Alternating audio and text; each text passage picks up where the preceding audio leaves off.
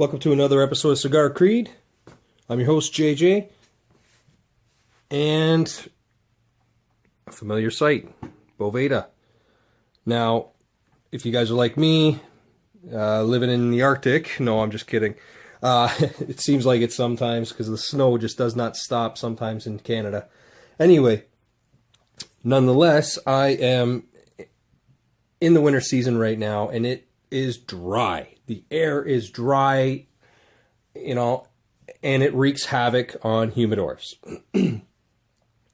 Any source or anything that needs humidity just wreaks havoc on. And winter's always going to be a struggle regardless. Cold season, winter, whatever. So, if you're like me, using Boveda packs, they get dry. This guy's pretty brutal. These other ones, not too bad. They're really tough in some areas, so I know they're starting to dry up. But some of you may not know is that they are rechargeable. They probably don't want you to know that, but hey, we're going to recharge them. So, the way I do it is you could take any type of Tupperware, sealable canister, whatever. This, I think, had little chocolates in it at one point. I just reused it. No big deal. Saves me from using my Tupperware, and my wife doesn't get on my case. Next, I have a little bowl that I'm going to set inside. And it sits there, whatever. I got a little sponge, regular household sponge. Okay. And this guy, I just shove in there. Now, the way I have it, it's personal preference, of course, but what you need is something to draw up moisture or water, as well as an area where it needs to evaporate or is allowed to evaporate. So by doing it this way, I have the water. I'm going to be putting the water in there, and it's going to draw it up, and then as it gets close to the surface, it's thin enough. It's not waterlogged enough where it will allow the water to evaporate and then become vapor.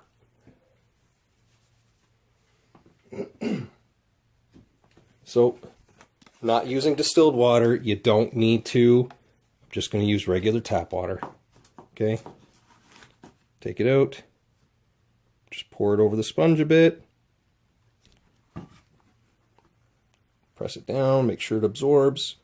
I'm not going to use a whole ton of water, just enough to basically fill the sponge up a bit and then have just a little bit in the reservoir. That's it. Just a little bit in there. There's quite a bit of water in there, so I'm not worried.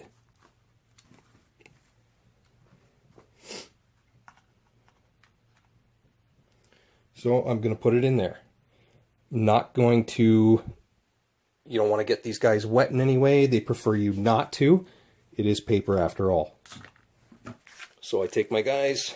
Oh man, that sucker's stiff. And I'm just going to throw it in there. And in there. Do that.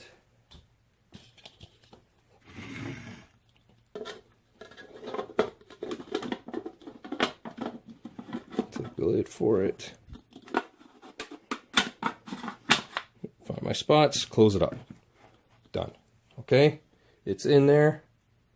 It's covered up. So now, what I like to do is I use one of the heater vents in my house. So I put it in a place where the kids aren't going to get to it, the dog won't play with it or anything like that. And it's out of the way. Any guests, they don't see that. So it's in another room over the vent. You could put them in the window. I've even put it on top of the fridge. Is a good source of heat too. The heat from the fridge heats it up pretty good and activates and vaporizes the water, and then it's absorbed. So anyway, we'll check on it in a few days. It will take about a week and a half, but I usually check on it about around the 4th or 5th day just to see how the water level is. I want to make sure that that's going to be topped up enough to release a ton of moisture. give those Boveda bags a chance to absorb, get nice and fat and plump, and then go right back in the humidor. All right, so we'll see you in a few days. I'm just going to check on it. And some of them have actually moved a bit, fell down now that they're not as stiff as a board anymore. Starting to become nice and full. That's that one that was really stiff as a board. Oh, we're doing good. That one sucked up a lot. Holy. Okay. Anyway, I just wanted to double check on the sponge. It's looking pretty dry, actually. It's got some, you know, still has some water in there, but not to where we want it to be. So I am going to add a little bit more. Just regular tap water. You don't need anything special. Just want to absorb a little bit more water. That's it. We're not quite dripping yet. Maybe I'm just going to put in a little bit more, only because it was that dry after 4 days. So let's see what we got here. Yeah, it's pretty heavy. I just give it a little bit of squeeze. Yeah. Okay. Cool. So we will put that back in. And like I said, I had this. I kept this over top of one of my floor vents, just off and out of the way of everything, in one of the rooms. And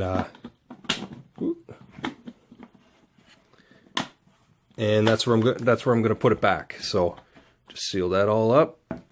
Notice that nothing is touching it. It's not getting wet. None of the Boveda bags are sitting in any water or anything like that. So it's naturally evaporating, because the way the sponge is curved, it's going to come up, and then where it's going to thin out in terms of water, it's going to then evaporate due to the heat from the vent, and thus being absorbed into the Boveda bags.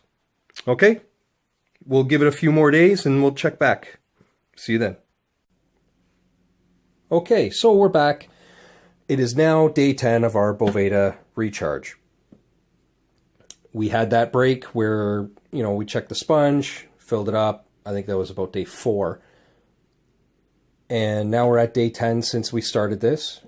As you can see, we have some condensation. We have reached a dew point, okay? The air on the inside is much warmer than the air on the exterior, so it has caused it to condense and create water. We have also, with that dew point, means that we have reached the highest vapor density that air will allow, and that area will allow, that space that's confined within. So as we remove that, I will post the link as well. If you want more detail on that, go back to my humidor and winador episode. I went into a little bit more detail regarding that water vapor and dew point, condensation, etc. So now, here we are. Got a few nice fat sacks, looking good. Good and plump. All right. So these have been sitting, like I said, over my heater vent. Okay.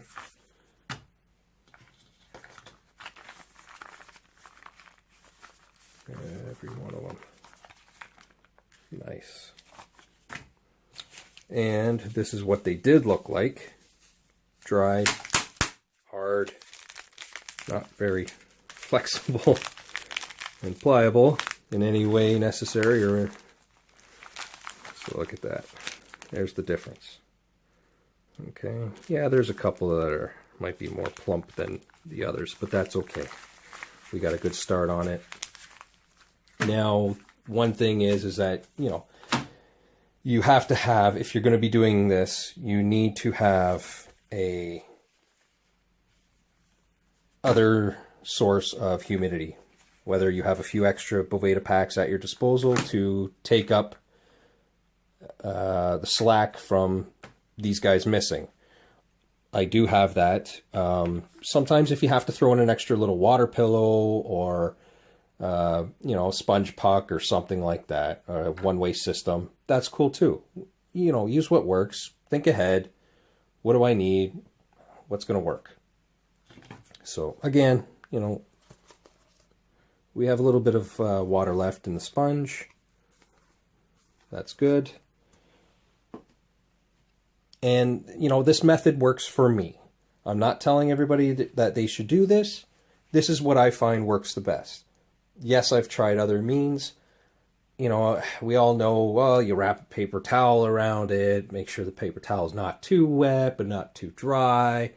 Put it in a Ziploc bag for, you know, a day or two, but then don't make sure you got to go back and check it, and then you got to respray it. You know, I don't like that. Okay.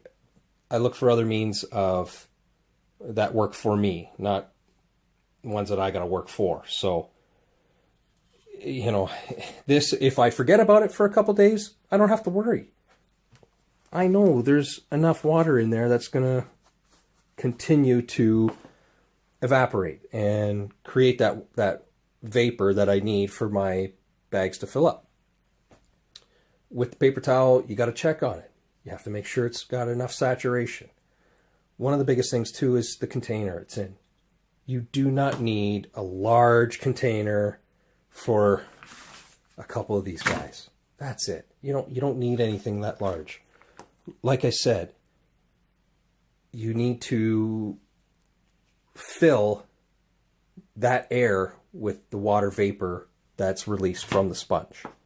If you have too big of a jar or a container, it's going to take forever to release that amount, plus get up to temperature, okay, to allow that water vapor to be released. Something like a Ziploc bag or a real tiny, smaller container, you don't have enough room to be able to release that water vapor, to be able to fill that space, that volume of air within that container. So you want something that's got a happy medium to it, something that's going to have a little bit of space, nothing too excessive, and nothing too small. So you want, like I said, it's all about ratios and stuff like that and percentage. You just got to work with it, okay? Again, this is my method. You know, use what works best for you. Use what you can tolerate. So, you know, Boveda's probably sitting there going, "Hey, you son of a gun." Whatever, okay? I still purchase their product, even though I recharge them all the time. You know, so this is just my method. Another method that's out there. And, you know, take it or leave it.